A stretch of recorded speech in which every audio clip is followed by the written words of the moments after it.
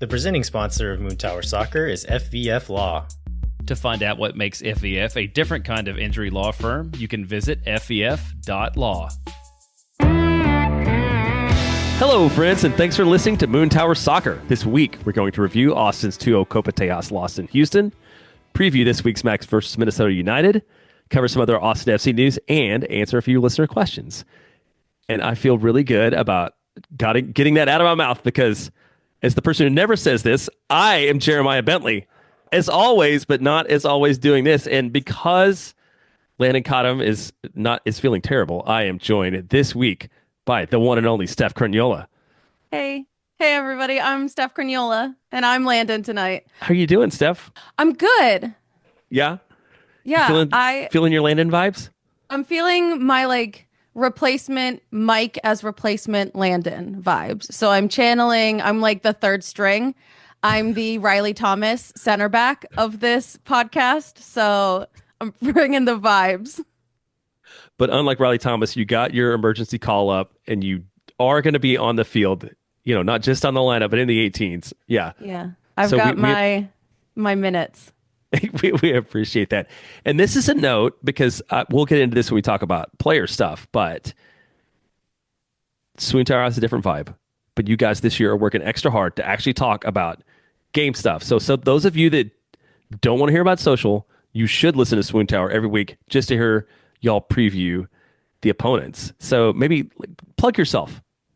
Yeah, this year we have done, for every match, we have a fellow podcaster or content creator from the club that we're facing, and we do just a general overview of what does national media not know about your team, because national coverage, they can't know everything about every club. We make fun of them enough for their power rankings that don't mean anything, for having observations that also don't mean anything. And so when we're asking the Landon and Jeremiah of other clubs what to expect over the weekend, we're talking about players to watch out for, what tactics they're going to need to employ to beat Austin, and a physicality scale of what to expect from the team. Is it going to be a rough 'em up style match, or is it going to be something that's a little more polite? So also we get some vibes checks from the opponent's team. How are the fans feeling? What's the attitude and energy like at the stadium, just to get a full picture of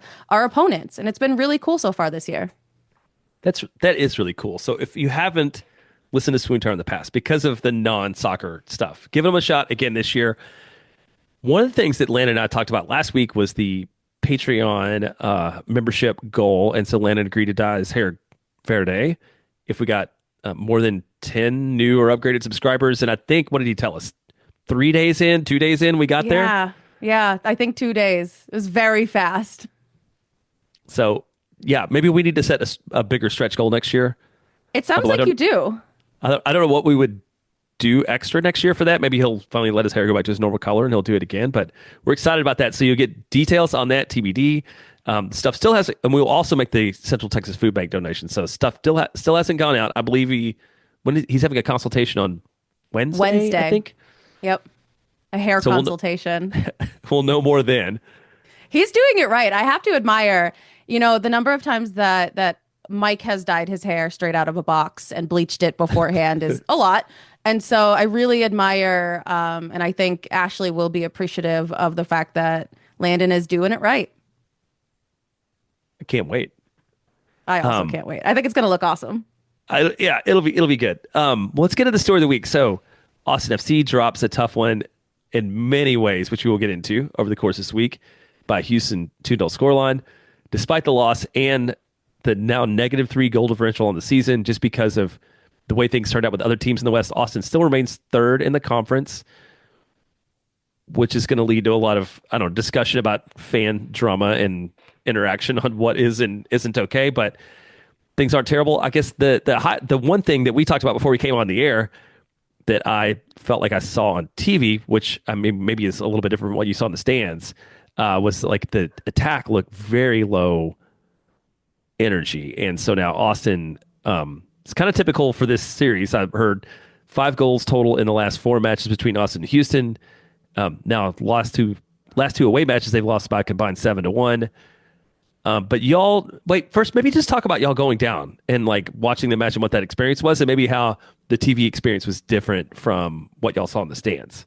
Yeah, so Mike, Landon, and I actually did a little road trip down to Houston together. So anything I say on this podcast is probably because one of them said it in the car first or sitting next to me. But so don't blame me, blame them. But it was nice. It was a good trip. It is always fun to be in an opponent stadium, to have that energy, to kind of be on your toes the whole time. And like, as much as we were feeling it, you could absolutely tell that the boys were feeling it on the pitch too. And this is something that I've just started to put together because there's a lot of times where Mike and I will travel to an away match and we'll come home and everyone is like, oh, there was no energy. Nobody looked like they wanted it. And I feel like that's not the game I watched. And then sometimes I'll watch matches on TV and I'm like, oh my gosh, it looks so slow. It looks so low energy. And one of the things that I kind of put together is, everyone on Swoon Tower knows this, but I guess Moon Tower is a new audience. I grew up a competitive figure skater. And when you watch skating on TV, it looks so slow, especially when you have like different camera angles. It just looks painfully slow. But when you're in person, it's wild how fast we're moving. And so I was kind of putting those pieces together and thinking about how MLS footage just doesn't, it's never going to look as fast or as energetic as they're looking live on the field. And one thing that Long pointed out is that the cameras in Houston are higher and further away, which just amplifies how much slower they're going to look on TV versus in person. So maybe it wasn't as bad as we all thought from home, although the result did not turn out great. Result was not great. Yeah. And like, don't get me wrong, there was a lot of energy shift after Houston scored their first goal. Like it really started to take a toll on them. And Ilie mentioned it in the post-match presser. Jorge asked about heart on the field, and Ilie mentioned trying to come back and score a goal without losing our heads. He kind of acknowledged that they lost it a little bit after that first goal, and you could see that for sure. But I would say that the first half was some of the most energy and fight I've seen from these guys all season. Well, let's talk about the pieces, because like it was the speaking about national reporters always, maybe not always knowing what they're talking about, right? The narrative during the offseason was like, none of these guys are going to fit together. There's like two forwards occupying the same space, and Uzuni really is a winger. And one of the things that we saw out of this match is that, you know, Uzuni did not get a lot of touches. He has one pretty good attempt, but other than that, it was pretty empty. And if you look at the passing charts and things, you see that the forwards are not connected with each other. And then also, like, the ball was not getting from the midfield to the front line. Nico seemed to disagree, but I think to what you said earlier, he seemed to be talking about the first half a lot. Yeah. And this really was a match. It was the tale of two halves. But I mean, what do you think about that from what you've seen so far? Again, 10 matches in, right? It's not the end of this season, but it seems like maybe some of those predictions are bearing themselves out.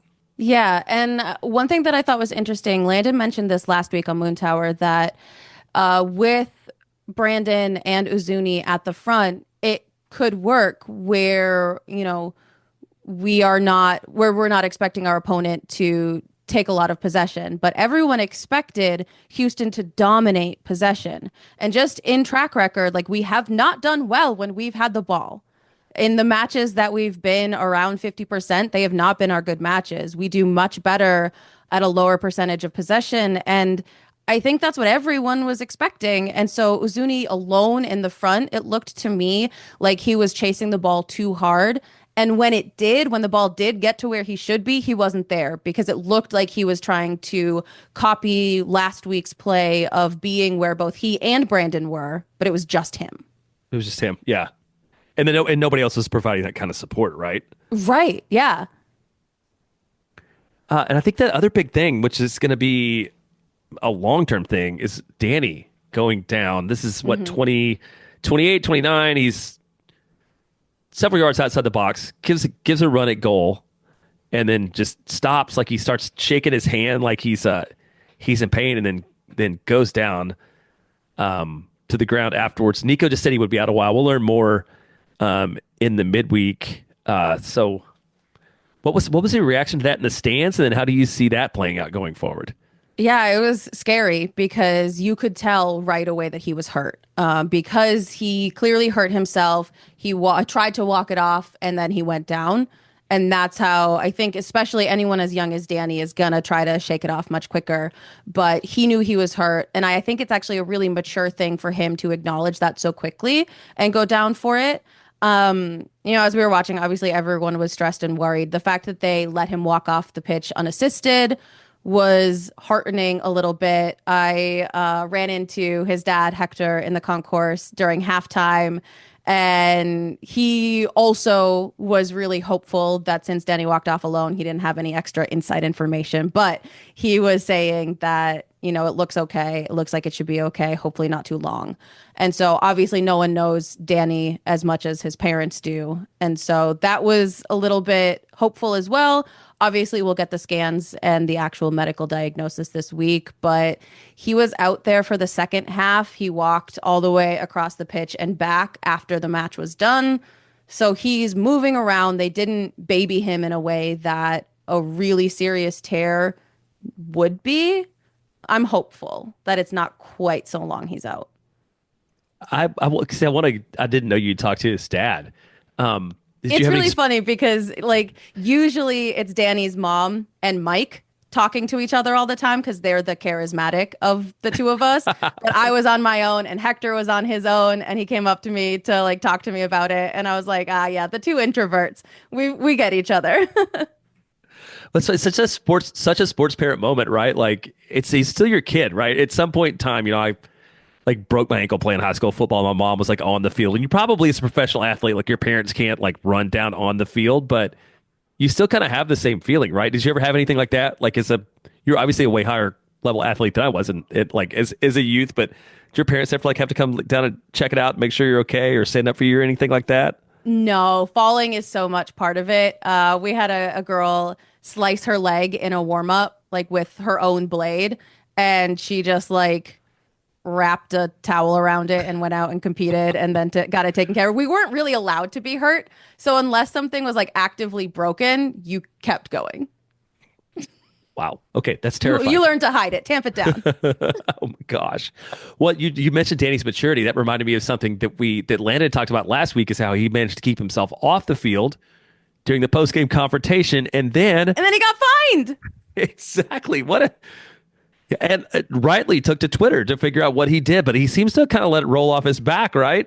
Yes. Yeah, he's been really, and we called this out in the middle of last season as well, how much we've seen him start to mature. And I think having role models maybe like Julio, who knows when to rough it up and knows when to maybe take a step back. He knows when to get spicy and he knows when to cool it off. Same as Brad. Brad really knows his line for when what he can and cannot do to get a card or not. And so it looks like Dani's been going to that school, maybe opposed to Owen, who is in who's in the detention hall school of. So for this, long term, I think the big thing is this sort of highlights the thinness of the roster. Austin can afford to lose Dani because there's just enough, without it being chaotic in the moment, because there's just enough depth in the midfield to do it. But the minute that Ilie remembers how old he is, or something happens to Owen, or something happens to Sabovich, then that's all that Austin can afford. And I think we've seen this. When Dessler goes down, that kills flexibility, both at fullback and at wing. So it'll be interesting to see how long he's out, and then what that means for this club for the next month or 6 weeks or however long it is. Yeah, I hope that Sabovich is getting fit. And I guess maybe we'll know a lot more about Nico Dubrsarski than we did before, because he seemed like a really nice little player to have to play a few minutes at the end of the match that suddenly may be doing a lot more. Yes. Yeah. I've been really pleased with what I've seen from Dubrsarski, so I'm hoping that can extend. Those little glimpses can be maybe more consistent. Well, you want to go ahead and take a break and then get into the notes of the game? Yeah, let's do it. Okay. Moon Tower Soccer is brought to you by our friends at FVF Law, the official injury lawyers of Austin FC. FVF is a Denver County personal injury law firm dedicated to community, transparency, and client education. And they have their own podcast called Summary Judgment. You can check it out wherever you get your podcasts. You can go to fvf.law to find out what makes FVF a different kind of injury law firm and why understanding your legal options can dramatically change the outcome of a case. Once again, that's fvf.law. Yeah, I was just talking to you about if we would find a line that we didn't write in there. That is one that Landon reads every time. Oh, Mike does it too. I got you. You did perfect. Like, thanks. Awesome job on the FEF law ad. All right, let's try the next one. Amplify Credit Union is a member-owned financial cooperative that served the needs of Central Texans for over 5 decades. As a credit union, Amplify has no shareholders or parent companies. That means more of your money stays in the community. Amplify has been the home of fee-free banking since 2022. Their free checking accounts come with 0 overdraft fees or minimum balances. That means Amplify's fee-free checking accounts help you get more of your mileage from your everyday spending. Amplify membership is open to any Texas resident. Learn to trust your bank again at Amplify Credit Union. To learn more and to register for free parking at the Amplify Esperanza branch on game day, go to www.goamplify.com/moontower-soccer. Beautifully read. Good job, Steph. Amazing. And we're back. Okay, so let's get into this Houston match in more detail. I'll go through a couple things that I had written in as pregame narratives, and then if you want to add anything on top of that, happy to talk about that before we get into what happened. So I think number one, nobody expected Brendan Vasquez to be on the injury report, and I guess he was on the illness report, not the injury report, but we don't know anything beyond that he was questionable, didn't travel, didn't play, right? Like, there's no further information on that. No, I think he has whatever Landon has. Gotcha. Right. Which is, kept both of them out for 1 week in crucial moments. And the rest of us will have to pick up the pieces, which did not work out for Brandon. We'll see how it works out for us. Yeah, another question. So Brendan Heinzike, after picking up the 2 yellows in like 1 minute over the weekend, was not going to play. So it became a question of how Austin's going to line up, and Austin's going to perform without him. Not amazing, I think, is the spoiler there. And then I feel like every time we do a game preview, we're like, sure, Austin's got a couple players out, but this other team has players on international duty or a bunch of guys hurt or whatever. So we have 11 players on the availability report is questionable or out for Houston. Would Austin be able to take advantage? Again, we already kind of know how that came. The answer is no. Nope. So anything else for you, like leading up to the match that was in your head? The only thing was I really expected us to have like 25-30% possession. That's what I was expecting going into this. I really thought we were going to go back to what we had been doing against San Diego, St. Louis, and fall back on it. But also, no. That did not happen. So did not happen. I think lineup-wise, there's nothing really surprising. We get Stuver, Biru, Cascante, Svatak, and Gallagher, which are basically our only choices at the back line at this point.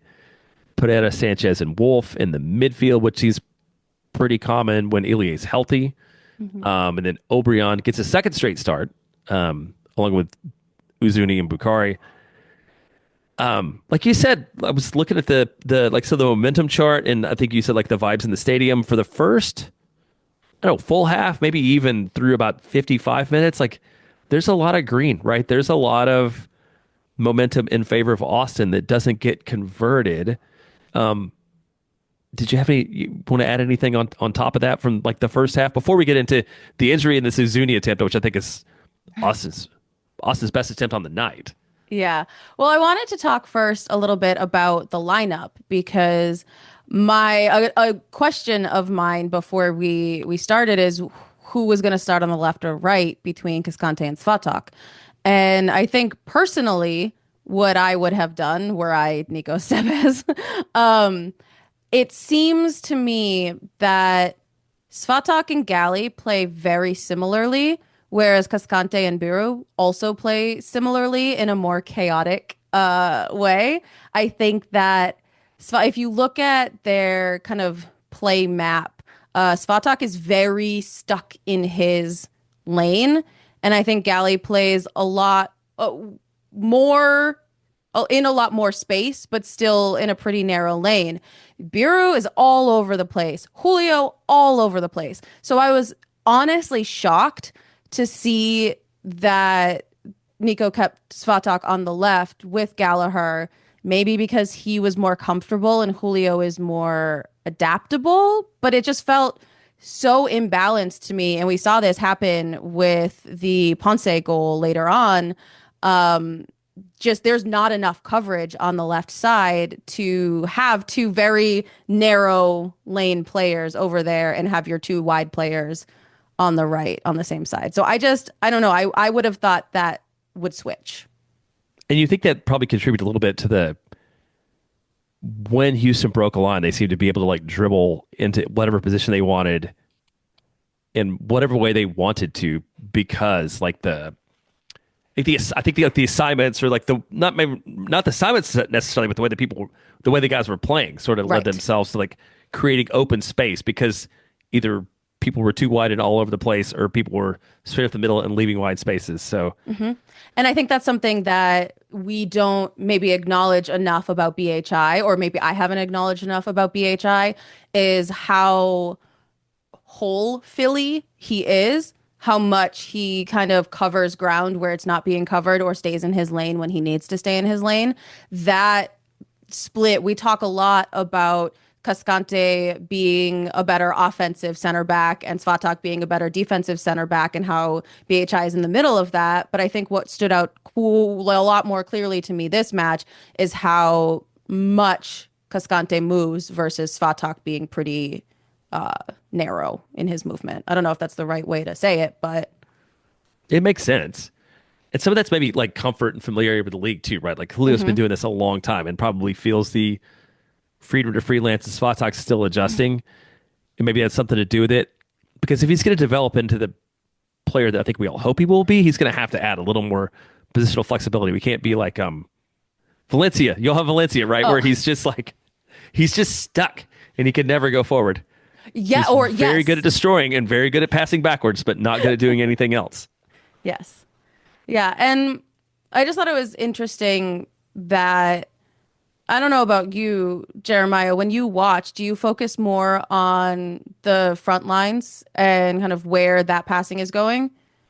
For the most part, yeah. I mean, I start there, and I start in the, and then in the midfield, and then I expect my defenders to like keep goals from happening, and then I don't pay too much attention to what they're doing beyond that, other than somebody like Biru, right, who offers a lot going forward. And Dessler's the same way, right? It's like Dessler is good at playing up and playing back. But yeah, generally I'm hoping to not really pay attention to what my back four is doing, because they're not allowing huge gaps in the line or screwing things up. Yeah, and that's fascinating, because as I was talking about this, prepping for this show with Mike, he was like, I think it's so fascinating that you seem to watch the back line first. And that's where and it's not just, he also wanted me to say, it's not just because I think Julio is the most handsome player on Austin FC. It's because just that inherent bias. It's right. It's not just that I'm staring at Julio, but I do find myself much more drawn to the way that our defense is moving and playing. And I was just curious if that was, it feels like maybe a more me thing than other people. So if you're listening to Moon Tower and you also watch the defensive line more than anyone else, get at me. We'll chat. Yeah. Hit Stephanie up. Yeah. I had another thought about BHI, but it's left me now. Other than obviously in this match, like we learned how much you miss a guy like that. Oh, I was just going to say, there's been this debate about what people thought about him when we signed him. And I used the phrase the other day that I felt very whelmed.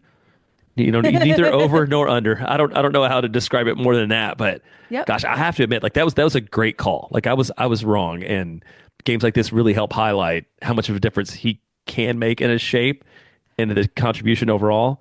Yeah, and we also definitely felt it in the second half. Yeah, and sometimes a player just needs to be whelming. Julio is overwhelmingly good at offense and overwhelmingly bad at defense. Svatak the opposite. So it's okay that like we ignore a lot the benefit of a whelming player, like you said, as we see, especially in the second half of this match. Yeah. Well, let's get into some match stuff. So we talked about the injury. This Uzuni attempt at 41 was really interesting because this is, and I think this is where maybe I over relied on sort of what I remember from the second half and late in the first half when I was rewatching it and talking about how slow and this attack looked, because this is a moment where there's like, pass the ball to Julio. Julio stands on top of the ball, looks around, doing nothing, passes it back to Brad. Brad passes it to the right, gives it to Svatak. He stands around, looks up, does nothing. But at some point, whatever trigger they were looking for comes to pass. Svatak launches this ball from way back beyond the midline, all the way over the top, hits a running Uzuni in the box. Uzuni has a really good attempt, ends up with a pretty good save. It's spilled. Uzuni's sitting on like the left side of the box with his hands on his head doing nothing, which I feel like maybe he should have tried to contribute a little bit to what was going on after that. Kind of Bukhari has a chance. It goes to naught. Houston has a dangerous attack and transition off the other side of that.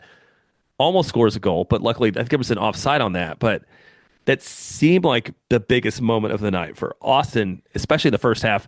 And going back to like Josh Wolf's goals change games. If this match is 1-0 at 41, it's a different outcome, different game than where it was. But like, how was that in the stadium? So I think what the interesting thing about you describing that play is how differently I experienced it in the stands. Because when you mentioned whatever trigger happened, there was so much happening constantly in the midfield. And a thing that I thought was really fascinating was it looked like, and I'm not sure if this exactly happened in this pass, but what was happening constantly through the first half mostly is, I'm using my fingers here, so I'm going to try and also explain it on audio, is you had Ilie pivoting up and back between Dani and Owen.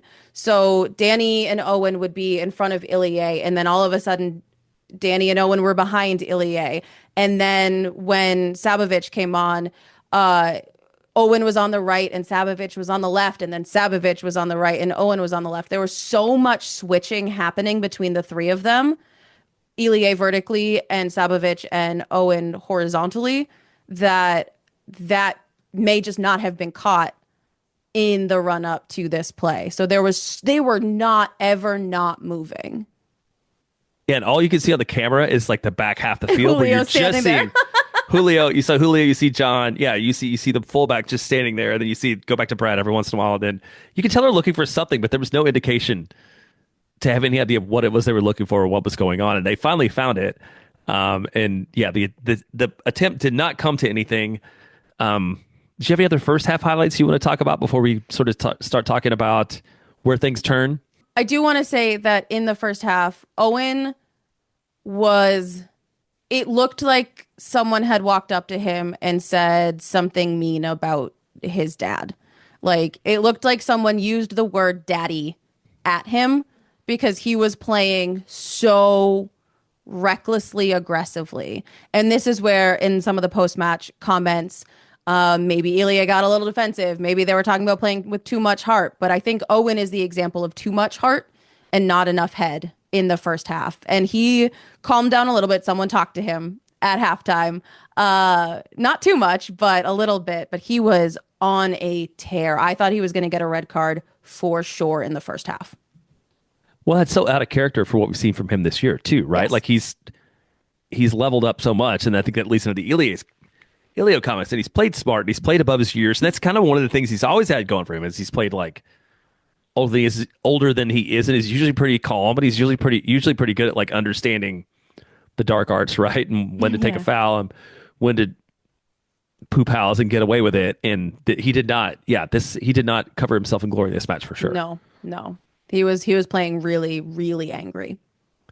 And then early in the second half, Houston starts to slice Austin up a lot. And then this goal comes, which is not a surprise at all.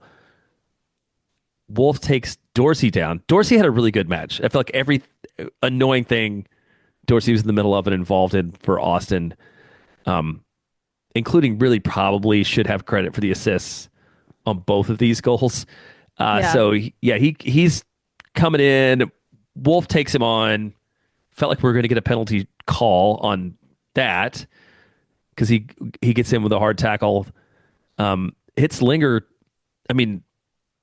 Passes it across the box right straight at Linger. And Linger puts the ball down, fires it past Stuver. Brad didn't have a chance. It's 1-0. And I wonder how much of that too, Jeremiah, from what you saw on TV, looked like Owen was certain he was getting called a foul and kicked it out of the way instead of clearing it like he actually would have. I think there might have been some of that. I mean, it's dumb either way. Yes, Right? absolutely. Like it's not Yes. it's not a good idea, but I couldn't believe that it didn't come off that way. And so I'd have to imagine Owen, like when he went in that way. And to your point, I guess the talkie 2 didn't quite work for very long because that was a pretty reckless play too. It was. But he didn't get it. But yeah, it was really unfortunate. It's just like a symbol of the kind of bad night he had. Yep. And I mean, just in general too, you mentioned Dorsey. In like the 57th minute, he had a breakaway from, their box all the way down to ours. And it really just highlighted, I want to say it highlighted how fast he is, but I don't think it did. I think it highlighted how slow our back line is. And it just stood out as like a really stark, and no one could catch up with him. Galley was a touch behind him coming from the outside of the field, but it just couldn't. No one was going to meet him. And that comes to like what Landon's talked about before with this back line, right? Where it's, if these guys have to be in a position to be heroes, we're in bad shape. Yeah. And I think well, that goal particularly, and some other moments with Dorsey, they were put in a position to be that way. The second goal, the Ponce goal, I mean, nobody stepped, like Dorsey just keeps dribbling, and people keep backing up, and nobody steps to him, and eventually he gets the ball to Ponce, and Ponce scores, but somebody's got to make a move. Yeah. It was like Julio and Svatak both were watching Dorsey like, you're not going to get away from us again, ignoring the fact that Linger was completely open, moving right next to Svatak. Like, turn your head, and see that open space. And that, I think, to me, is what I was talking about earlier, where the contrast of Svatak and Galley being really singular in their area just didn't play us any favors. Yeah, Landon wanted to make sure to point out that Sabovic also does not get credit for being a hero in this moment. So also somebody that was like super back and super lazy. So that's the second goal. And then that's kind of it, right? Did Austin have any like meaningful threatening attempts beyond that? There were a couple moments that may have felt more hype in the stadium than they were in actuality. I mean, I know we were like really holding on to any shred of hope. So I don't know if I can speak to that objectively. Well, and with the way Austin has played and the way the attack has really shut down in the second half, when you're down 2-0, 80 minutes in, I mean, only the most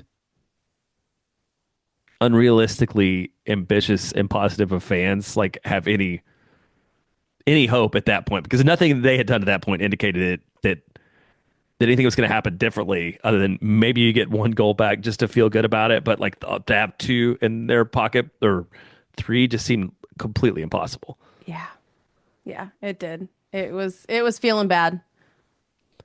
Let's go to I think Ilie's comments on Owen's bad day. I think is a place we could start to talk about the post game. Yeah. And then anything else that you maybe saw or heard that you want to note. So I think this really shows his maturity, and it shows, not shockingly, it shows maturity, but it shows like why these people love this guy and the community loves this guy and stuff. So he says, what do you want me to say to our best player so far? There's nothing to say to Owen other than to keep doing what you're doing. He's the one that's been putting his team on his shoulders. Yeah. And I think the full context of this press conference gives a little more insight, because Colby's question wasn't about Owen's mistake. It was, what do you say to a player like Owen? Like, how do you pick him up after that mistake? It wasn't a like negative comment on Owen. It was more a, Ilie, how are you a leader in this moment? But you could tell the only thing Ilie heard was Owen's mistake. And the tone that he used to answer this was so protective. And so it was like he saw red and he said, protect that sweet baby wolf at all costs. And we get an answer like this. And I just thought it was a really beautiful way for him to show that they are a team and they need to stick together as a team. And it's one of those praise in public, criticize in private kind of moments, right? That he probably is, not that he was going to criticize, right? But he's going to take that as a coaching opportunity for Owen about being better going forward to allow him to develop even more than what we've seen out of him so far. But that's what you should be saying about your teammates, in public, to build everybody up and hopefully be here for the long term. And it's the kind of thing that leaves you feeling positive. I know a lot of people are frustrated by, we'll go back to this other Ilie question, but like a lot of people are frustrated by, this continuing the Nico stuff about, the goals are coming, we're in the right places. I think we really were, making players connections available in the first half and it didn't work out. But everybody says all the right things, and I continue to believe that they actually believe all the right things, which is not necessarily the way it's been in the past. Yeah. Yeah, especially Ilie. I believe that Ilie feels this. And the things that he admits, I alluded to this earlier, but he said to Jorge, I believe we lose our heads with very little. Not to say we start off low, but I feel like we lose control of the situation of what we have to do. And it's with these desires to turn it around in whatever way we can. And that's a really honest answer from a captain. To say flat out, yeah, when they score first, it's bad news. It shows a level of like acknowledgement and ownership that he needs to like get this group together as a leader, but also like hope moving forward that they know that it's a problem. So let's go this is a listener question. Mark Stein, Ilie Sanchez, I'm stunned he's losing his playing time. He brings a calmness to the team on the pitch, has speed, tackles much younger in age, and enables us to bring the ball to the back. I'd rather see him start and bring Dani Sabovic off the bench to give us speed later in the game. Thoughts? Well, one, with what happened with Dani, that's not much of a choice on that, but I know there's been some criticism of him from people like looking at just underlying numbers and metrics and how he's been passing and progressing the ball forward this season. To me, it seems like the eyeball test is something that is the opposite of that. And he's playing decently, and two, like the skills and leadership he brings to the team overtake any of the sort of limitations he has as a player. But I'd love to hear your thoughts on that. Yeah, Mark mentions in a parenthetical here, was the hamstring really an issue? I think it was.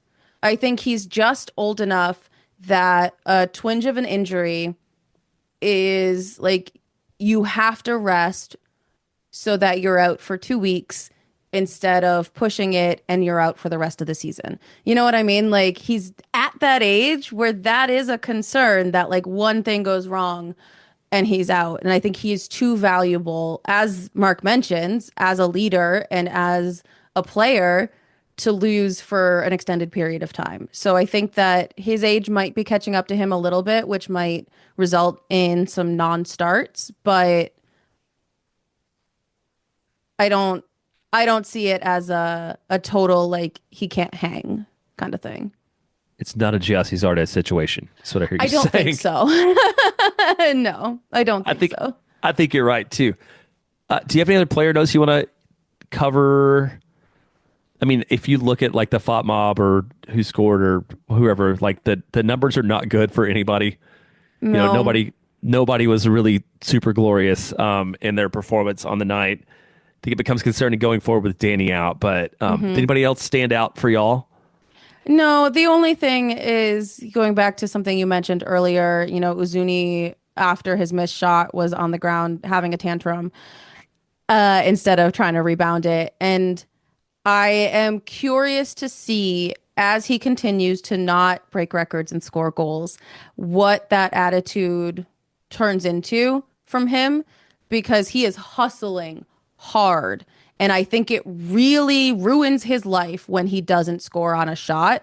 And I wonder if Ilie, in this like acknowledgement of having to get back up faster, can work some magic on that rebound ability mentally for him. So you think maybe there's some kind of frustration spiral going on here with him that may grow over the season, which may lead to not less success because like he hasn't scored a lot of goals already, but you think it might build? I think something that we're going to talk about later is hopefully going to solve the problem before we get to it, but that would be my concern. Okay.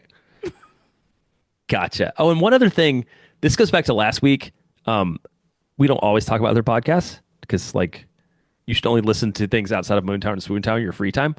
But I thought the Vamos Verde last week where Jimmy and Juan talked to some of the folks involved in the TIFO was really good. It's one of the best in-depth sort of behind the scenes look into TIFO and what it means and the people that do it and all the passion and effort that goes into something that is visible for 3 minutes, maybe less, although, right, because of social media, it lives on. But I thought that was a really good piece. And I would encourage everybody to listen to that because every time we remember to talk about TIFO, that it's like, I feel like we could do a whole show on every single TIFO too.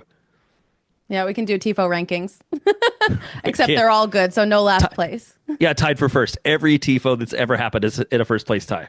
Yeah. No, I think it's cool for some people to get the inside scoop on what goes into that because people just don't know. Yeah, the time, the effort, the number of people, like it's insane. If you and a lot, there's people there's people all around the stadium. I was going to say, if like you're sitting on the north end, you're like, that's a cool piece of art, and it's gone, and we're going to do something else. But I think there's everywhere there are people that probably don't really understand what's going on, and especially in a place where there's not like a long-standing soccer culture. Yep. That you don't get like everything that goes into that and what it all means. So I thought that was a good insight into it. So I'd encourage everybody to check that out. Yeah. All right, let's take another break. We'll do some other news. We'll do Minnesota United preview. I think we'll answer a question or two, and we'll be back. All right. Moon Tower Soccer is brought to you by Sage Wilson Realty. The Sage Wilson team is made up of Austin experts who are client-focused and have over 30 years of combined real estate experience. Our friends at Sage Wilson Realty are giving away 2 tickets to an upcoming match. You can fill out the form in the show notes for your chance to win. If you or someone you know are in need of Sage real estate advice in Austin, talk to our friends at Sage Wilson Realty.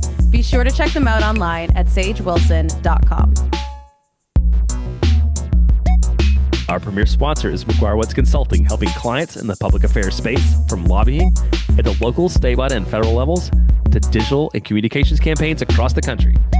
McGuire Woods Consulting has offices in 10 MLS cities and is proud to support Moon Tower Soccer and support Austin FC's march to the playoffs and is not at all concerned with Copa Tejas, which is a trophy that exists. Contact our friends at McGuire Woods Consulting at www.mwcllc for more information. All right, let's get into some news. And I want to start with you reading the outline that I had written for this show because I wrote, transfer window closed Wednesday. And last week on Moon Tower Soccer, we had told everybody not to expect another move because it was too late and nothing was going to happen. Austin does make a move. And you're like, yeah, man, this is like old news. Did we get another player? Did I miss it? Yeah. I really was reading this outline thinking, oh, was that rumor that We Are Austin TV posted earlier this morning? Did that happen? And I missed it this afternoon because Mike and I already talked about Robert Taylor, 2 first names, on Swoon Tower on Friday. And it's just crazy that time keeps marching on. It does. It's so yes, to that point, Austin on Wednesday, after we record, before y'all record, announced that they acquired Robert Taylor via trade with Inter Miami. In exchange, Miami receives $450,000 in 2025 GAM, $250,000 in 2026 GAM, and a conditional $50,000 in 2027 GAM. Taylor under contract through the end of 2026 with an option for 2027. He's been pretty good in Miami. He's Finnish, although I guess he doesn't occupy an international slot, right? Right. For those that did listen to y'all last week, what's y'all's take on Robert Taylor? So, as you mentioned earlier, Swoon Tower is a social media podcast, right? We read a lot of social media. And in a case like this, that really shows up in our interpretation of Robert Taylor. I didn't watch footage of how he's played, but I did read every single comment from a Miami fan on his leaving and Austin posts. And they are going to miss him. And this is what I was talking about earlier with Uzuni, is that if Miami fans are to be trusted, which he's going to service Uzuni, and Uzuni is going to score 700 million thousand goals immediately. So he will be able to give that service, because it sounds like Robert Taylor has been like completely on the same page with Messi all season. He has been giving good service. He has been causing goals. He has been the chance creator that, as we've talked about all preseason and season, Austin may be lacking. Yeah, and the other thing I think was interesting, so Nico talked about in the midweek that he's been a target for the club since before he came. And then I think this is a spot where, since Landon is too sick to defend himself, I want to agree with you and not his take on Taylor. He's listed as a left wing, but he's also played right wing and attacking mid. And I feel like that flexibility is one thing that's really important for the club, even before Dani goes out. Because it feels like, just generally speaking, for the wings, like Austin is covered in terms of starting talent, and you've got Urbion who can play wherever he's going to play. So it feels like he's going to be a playmaker. Landon, I don't have his exact comment, but he did not seem to agree with us. Do you have that text? Yeah, Landon thinks that Taylor is a solid addition, but he doesn't solve our chance creator problem. So literally the opposite thing that I said. So you can probably just ignore me. Sorry. But Jeremiah, you already committed to agreeing with me. So I'm committed to agreeing with you. Yes. From I Landon, think that's the potential. Yeah, they say he can play in the midfield, but for what I've seen of him, I'm not convinced he would be an upgrade on what we have. And again, like, can I trust the 50 to 75 Miami fans over Landon, who is a sicko? I don't know. I don't know. And I feel like I'm going to follow with Nico's quote about him, which says he's a winger that can play on the right and on the left. He can also play on the inside as an attacking midfielder. It's a different kind of profile of the wingers we have. He has a good sense of the last pass, crossing from deeper positions. He's very vertical. He's always thinking to play the forwards, and he's proven himself in the league with Miami, which feels like, again, maybe he's creating chances from the wing and not like as a 10, but it seems to be that that's what Nico is wanting to get out of him. Yes. If you look at his chart of positions he's played, he has done everything but be a goalkeeper. So got to catch them all. I guess it's the one constant of all of Austin FC's history. It's like we really seem to enjoy guys that can play multiple positions and do different things. And maybe, I don't know, maybe Austin at some point should focus on guys that do one thing really well, because this other approach hasn't worked out that great for the team for the last 4+ years now. But we'll see. We'll see. All right, you want to get into the rumors? This is Herman Bertarami. Allegedly, this is a rumor that we saw from We Are Austin TV, attributed to the Mexican press, that it's a potential that he would come to town. This would be a deal in the summer, rumored for $13 million, which leads to my first question. Like, is this really even a possibility? Like, where's the money coming from? I don't know. Buy out Bukhari? I mean, how else do you even like make, I don't even like, not to debate the merits of whether that's a good idea or not, but like, I don't understand how that works with the current salary structure. And then if Austin's problem is we have so many center forwards and no wingers, how is signing another center forward a good idea? Yeah, it's not. I don't love this rumor, which is why I panicked a little bit when I saw the outline. We saw the note. Yeah. Yeah. But I don't know. I'm not sold that there's a lot of legs to this. I do think that it is not long before we get a Mexican player, but I hope maybe a little longer than this. This doesn't seem like the best option to me, just for where he would or would not fit. He doesn't seem like the right guy for this system. And then ultimately, like, reuniting with Vasquez doesn't seem terribly appealing either, since they Vasquez didn't seem to work well together. Work well together before. This is kind of the player rumor section, so I'm going to go into this Robert Miller question, which you seem to have a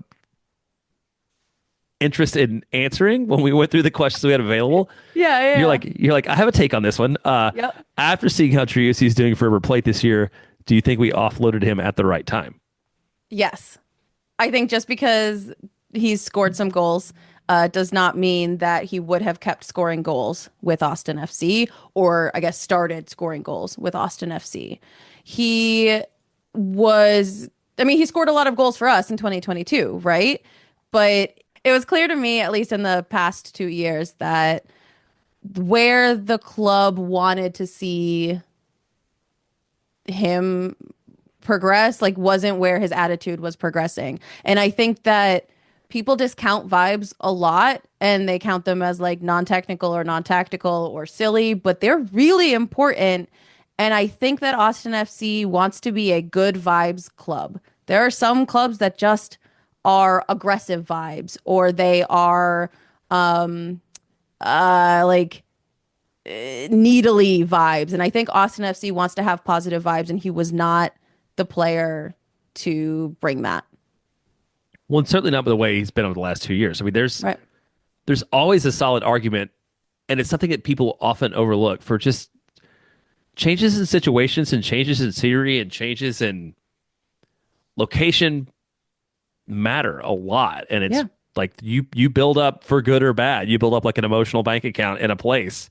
Yes. And then you go to another place, you get to reset that. And that doesn't mean that the place you were at before should have kept you. Like, it was time for both sides for something different to happen. And hopefully Austin's better, and hopefully he's better. And I feel like regardless, the deal that Rodolfo Borrell made was going to maximize his value. And you can question whether what Austin has used that money for in return, like, is productive, but there was no better deal that could have been made for Driussi in his current situation. Especially, exactly. Especially how he had been playing. Yeah, for sure. I think for him, the boost at River, he played his best in Austin when he had Diego and Emmy and Felipe around him. And as soon as Felipe went, and then Diego went, and then Emmy went, like, you could see that sense of home completely sucked from him. And so I think that, yes, we're starting to see him turn around at River because he's home and he's with people that he needs. And it never would have happened here. Nope. Right. Well, let's talk about CJ Fodre. He gets himself an extension. Yeah. Which is good. So this is 2 additional guaranteed years to the end of 2027. So this extends beyond this year. Options for 28 and 29. Still 21 years old, which is kind of crazy because it feels like he's been around for a long time at this point, even though it's only been a couple years. I feel like he's made an impact beyond sort of like the production on the field. Like, I don't know if you read his like stats and lines, and you would be like, oh, this is a guy we got to lock down for 3 more years. But it still seems like there's a ton of potential there, and they're kind of unlocking what that's going to be. And he's kind of a Swoon Tower favorite too, right?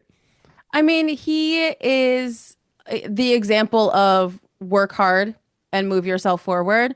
We could see when he got some first team minutes 2 years ago after that Austin FC 2 success, he maybe felt a little too big for where he was physically and tactically for a first team. And he got knocked down hard in those first couple appearances. And since then, he has clearly committed himself to like driving forward, working hard. He has a great attitude, it seems. And he's a really good example for those other second team players, your Jimmy and your Riley, like, as they're moving up, he's setting a really good tone and example for them too. Yeah, and we talked earlier, I think everybody did, earlier in the season, when he sort of did a great job of coming in late, driving the ball to the end line and killing off a match. And we didn't talk about this last week, but against the Galaxy, he had a similar moment, right? Where he's just like, he's playing smart, because it would be easy for somebody that doesn't get a lot of minutes to be like, I'm on the field. Now's my time to shine. I got to make some razzle dazzle, But he's like, he has this sense to like go ahead and make the smart play, which is not the sexy play, but it's like, it's the best for the team overall. So like, it's good to see that from him. He's been really influenced by Ilie. He's making the smart choice. There you go. I don't like Steph Cleveland. We got this one. He gets loaned down to Austin 2 for the match on Saturday against Dynamo 2. Doesn't play great in that loss that they had. Yeah. Do we make anything out of this other than they're just trying to give the guy minutes? I would assume an expectation is that when we have this El Paso Cup match, he's going to see the field. and they wanted him to have seen a little bit of live fire. But is that your take on this one? That was exactly my take as well. Yes. All right, well, I should say that was Mike's take. So there we go. Stop it. It could be your take too. Yeah. I hadn't even considered Open Cup, but it's a really good thought because I was like blown away when he got called up for second team minutes. Like, what are you being punished? What is? I mean, it's what you think, right? Like this is a league veteran who's like been around a long time. Like what did he do wrong? To end up there. Yeah, that didn't work out great. Well, let's talk about Minnesota United and Austin. So Minnesota United finishes 6th last year in the West. Franco Fragapane, longtime player, and then Timu Pukki, which I feel like he came in with a lot of fanfare, international player, and really never connected and departed during the offseason in terms of like they agreed on contract buyout and he went back home, departed. So that was, on the part of everyone decided that was like not a good combination. This year they're 4th in the West, but they're tied on points with Austin because Austin has one more win. I had to look that up. I'm like, I don't understand why Austin has like a much worse goal differential and it's still ahead, and it's because wins is the first tiebreaker. For Major League Soccer, Tani Alawase is our league scorer with 5 goals this year already. Scored 8 last year, so he's on a hot streak. Lost Vancouver last week, which who hasn't? Yeah, everybody does. They only lost 3-1, so they performed better against Vancouver than Austin did. I think like it's a solid team. They're kind of always a solid team. It's one of those that I think everybody thought would be pretty competitive this year in the West and be a playoff team. It looks like they are going to be. What do we think we see from Austin maybe in this match that gives us hope away from different from what happened in Houston, especially presuming that we have no Dani. Right. Yeah, I was looking up actually as I was preparing for the opponent spotlight, which y'all can tune into on Friday, where we'll have the Looney Bin podcast guests on to talk about this in more detail. I was doing some research for that, and their record in terms of possession is almost identical to Austin. When they're sitting at like 25-30%, they're winning. When they're at 50%, they are drawing or losing. And I'm so curious to see, especially since Austin has been playing with higher possession and not winning, if being at home is going to be enough for us to pull this one out. So, actually, you mentioning that makes me think about this note from Nico and Robert Taylor. I think we assume that we're going to have to see this week, where he talks about him being vertical and thinking to play the forwards. And that leads me to believe that like playing without the ball and like counterattacking is something that Austin is looking to do more of. Please, again? Yeah. And so Taylor's a guy that allows him to maybe be more effective doing that. So it'll be interesting to see what the 11 looks like and kind of where things go. And I would assume that we are going to see Hindsight and Cascante again as the pairing, which seems like the one to do in this kind of situation, because you don't need a guy that's like necessarily just going to sit back. Like you need somebody that's going to move and create some offense. But we'll see how it goes. Yeah, I'm very curious to see if Cascante starts over Svatak. I think that it would be my pick for Minnesota. But in the midfield, I think it'll be Owen, Ilie, and Sabovic. And I am hoping that, if I think the most we can get is 15 minutes from Robert Taylor at the end if he's on the bench at all. But otherwise, I think Dubasarski is going to come in, see some more time from him. One other thing that we hope that we get to see, which seems like it's going to happen, is Mikael Dessler return. Like it seems like he's getting closer and closer to fitness. And I think didn't he go from out to questionable on this week's injury report before this one? I think so. Ooh. I believe we might actually have him back. And I think that this would line up with the timeline that Nico originally outlined, which then you become flexible, certainly in attack. When you can when you might be able to like throw John Gallagher on late against a tired team to run at somebody, like that's the best John Gallagher you can have. Agree. Yeah, that would be great. I hadn't kept up with that timeline because it feels like he's just been out forever and will be out forever. So that would be incredible. So what I hear from this Minnesota preview is listen to Looney Bin. You'll talk to people who actually know what they're talking about, and it will be closer to the match when we know more facts. Yeah, and you'll listen get to like Swoon Tower. Don't listen to their listen to- podcast. We No, don't no, know yeah, if they're good or not. listen to the Swoon Town review. That's very fair. That's a good clarification. Listen to the Swoon Town review with the Looney Bin. Yeah, All right, he'll be able to before- tell us more. Before we wrap this up, you wanted to get to this Jay Nolan question. Yes, I would love to. Okay, So, do you want to ask it? I'll ask it because I feel Okay. like again this is one you have like a strong take on that I can react to. And I'm gonna be part. I'm gonna admit myself to be part of the problem in this one when I'm especially when I take the train to games. It says, can we start a movement to get the stadium to play true level, find you in the end over the sound system after a win? It's what teams like Minnesota United and Liverpool do with their songs. It'd be nice to hear the fans in all the stands singing along. Take. My take is that I have a complicated relationship with this. I really love the Wonderwall in Minnesota. Mike and I have gone a few times to Minnesota away game. They're awesome. I recommend going if you can. And so they start playing Wonderwall over the speakers, and then they cut the music and you can hear the whole stadium singing. And I think that our problem in Austin is there's a huge faction of people who think that anything piped in over the loudspeaker becomes manufactured. And when it's things like the heartbeat over the loudspeaker for corners that they've been trying this season, like I hate that. But when it's a training vessel for something that your supporters section has created organically, I'm all for it. I don't think 85% of the stadium knows that we sing True Love at the end of the match. I just don't think they do. I think they have no idea it happened. So I think if the stadium starts training them, if the FO starts training them with this over the loudspeaker and maybe just doing the first verse, and then when it gets fast, let the supporter section take it, because we do speed up the verses as we go, I think that could become a cool way to just clue people in that it's happening. Maybe a couple of years down the line, they don't have to play it over the loudspeaker anymore and everyone just knows it happens, but we're not there yet. Yeah, and typically you're doing it kind of contra to whatever's going on in the stadium, right? Like there's probably, well, for a while there was like the stadium was playing like loud piped in music, then you're trying to like sing along, Right.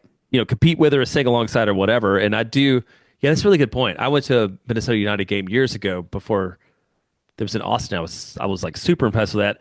Then I went to an LAFC game where you could tell that like the supporters and the stadium people had agreed on the cadence of songs. So like Jump for LA Football Club, like the lyrics are on the screen at the same time that the chant starts, which has to mean that like they're calling it like right at exactly 30 minutes into the match, we're going to chant this. At exactly 21, we're going to chant that. And that's why like the lyrics come up on the board. I think that's a fair criticism of like that kind of coordination is not organic. And I think you don't have to be also with your pre-match and post-match rituals, because those are the things that happen every game. And they don't, that allows you to like have more flow in the matches. So no, I was going to say I'm part of Right. the problem because like I have to catch the train. Because you got to get on the train. Yeah. I got to get on the train. I got to get on the train. So I think it doesn't really matter. Hot tip, ride your bike.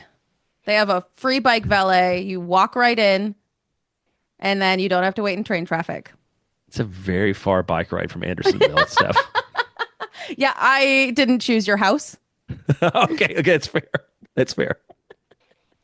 But no, I think it's a good take, and I like your idea that like if you can get it started as the tradition, then maybe you don't have to keep doing that forever. You can't be mad at people for not doing something that they don't know is happening. They don't know exists. That's very Right. fair. They can be mad at you because you know it exists and you leave. Me But for the specifically. rest of you specifically. Okay, good. But for everyone else, like most people just don't know what happens. So Okay, do we need to talk about anything else before we close this out? I don't have anything else. Okay, let's do it. I'd like to remind you to rate, review, and subscribe wherever you get your podcasts. Sign up for the Patreon. This is a note that talks about following us on social media, and I realize like we don't post a lot on social media as much as we should. Instagram, you can probably find us on Instagram. TikTok's actually pretty decent in terms of like engagement. Like we get comments and stuff like that. I don't know, man. I haven't like once Twitter collapsed. I don't know what your take is on this stuff. Like I haven't found there's like 4 different places and none of them really sustain me. And so I just stopped. Blue Sky has been pretty good. And I'm kind of like making myself, I don't post a ton on Blue Sky, but I will consume on Blue Sky. So I forced myself for that to be my only text-based social media. And I would say I read Blue Sky every day, but I can't tell you the last time I post there too. Kind of the same. Like I'm not actively engaging. Still, right? You find us on social, wherever you find us. Yeah. I'm way more social on the internet than Jeremiah and Landon. So you can find me at Krogels anywhere. At Krogels everywhere. I like that you and Mike are both committed to the usernames too. Yeah. You're the same everywhere, all over the socials. Okay, got it. And do sign up for the Patreon. We'll have the stuff soon. We'll send it out soon. Thanks so much for listening. Next week, we'll be back to review the Minnesota United match. Hopefully, Landon will be back. If not, maybe Steph will be back. Maybe Mike. Maybe me. Who knows? Who knows? There'll be some of us. We'll also preview the U.S. Open Cup match against El Paso, the Cincinnati match the next weekend, and cover whatever Austin FC news that breaks. Until then, I'm Jeremiah Bentley. I'm Steph Cagnola. We'll catch you next time. No one is around.